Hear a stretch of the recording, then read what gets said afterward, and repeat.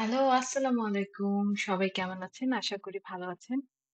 So বেশ কিছুদিন আপনাদের সবার সাথে কোনো ডিটেইলড ভিডিও শেয়ার করা হয়নি। আজকে চলে আসলাম আমার ফ্যামিলির জন্য রান্না করা অসাধারণ দেশি ফ্লেভারের ল্যাম্ব শ্যাঙ্ক নিয়ে। So as you guys know, we live in New Zealand and New Zealand is famous for its best quality lamb. So বাংলাদেশে থাকতে আমরা খুব একটা ল্যাম্ব খেতাম না। ইনফ্যাক্ট কখনোই খাইনি। অ্যা রেস্টুরেন্ট ছাড়া বাসায় কখনো রান্না করা হয়নি। নিউজিল্যান্ডে আসার পর আমরা মোটামুটি রেগুলারলি ল্যাম্ব খেয়ে থাকি and we are very, very fond of lamb shank. আজ আমি ১ম বারের মতো দেশি স্টাইলের ল্যাম্ব শ্যাঙ্ক ভুনা করেছি। অ্যান্ড আমার ফ্যামিলির সবার খুবই পছন্দ হয়েছে। ভাবলাম আপনাদের সাথে রেসিপিটা শেয়ার করি। ল্যাম্ব শ্যাঙ্কটা আমরা কিনেছি একটা হালাল স্টোর থেকে। যেহেতু আমরা হালাল মিট খাই, so it's from Lincoln road, Khan's হালাল শপ।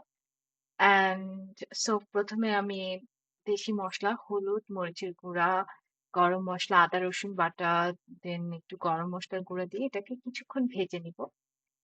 দেন আ ভেজে এটাকে বেশ কিছুক্ষণ আমি কষিয়েছি ল্যাম্বটাকে। যেন ল্যাম্বে একটা স্মেল আছে। যে স্মেলটা আমরা খুব একটা used to না, যারা আমরা বাংলাদেশ বা সাউথ ইস্ট এশিয়া থেকে এসেছি। সো একটু ভেজে নিলে আমার মনে হয় মাংসটার ভিতরে মসলাটা খুব ভালোভাবে মিশে যায়। তারপরে একটু পেঁয়াজ কুচি দিয়ে আবার এটাকে ভাজতে দিয়ে দিলাম। আমি ল্যাম্বটাকে অনেকক্ষণ ধরে স্লো কুক করেছি, প্রেশার কুকারে দেইনি। আমি ইউজুয়ালি ল্যাম্ব শ্যাঙ্ক যখনই রান্না করি তখনই স্লো কুক করি। সো ১ম বারের মতো দেশি মসলা দিয়ে রান্না করলাম। আমি ইউজুয়ালি ল্যাম্ব শ্যাঙ্ক রান্না করি কিউই স্টাইলে। এটা নিউজিল্যান্ডের খুবই পপুলার একটা রেসিপি। আমি আপনাদের কাছে ওটা খুব শিগগিরই নিয়ে আসবো। আমার বাচ্চাদের এই দেশি স্টাইলের ল্যাম্বটা খুব একটা পছন্দ না।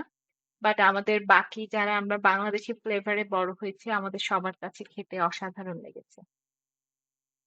ল্যাম্বে আপনি মসলাটা দিবেন আ একটু পরিমাণে বেশি। আমরা যদিও খুব অল্প মসলা আ দিয়ে খাই। আমি বলব যে ল্যাম্বে মসলাটার পরিমাণ বেশি দিতে হয় অ্যান্ড জিরার গুঁড়াটা একটু পরিমাণে বেশি দিতে হয়।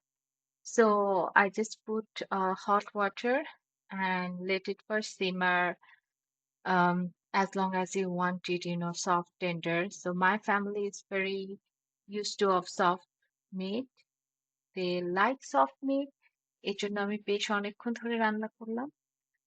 দেখতেই পাচ্ছেন এটা আস্তে, আস্তে কালার চেঞ্জ হয়ে যাচ্ছে অ্যান্ড মাংসটা বোন থেকে আস্তে, আস্তে ছেড়ে আসছে। এভাবেই আমি এটাকে রান্না করে নিয়েছি প্রায় ২ ঘন্টা। যেন এটার টেক্সচারটা ভালো আসে অ্যান্ড আস্তে, আস্তে ঝোলটা ঠিক হয়ে এসছে। So the flavor went inside the meat very well and you can see the changing color. Finally, I gave a little bit of, like mixed masala, which contains some garam masala and some elaichi powder and some cinnamon powder. So then a little bit of coriander and let it cook for another 10 minutes and it's done. আশা করি আপনাদের ভালো লেগেছে। সবাই ভালো থাকবেন। Thank you.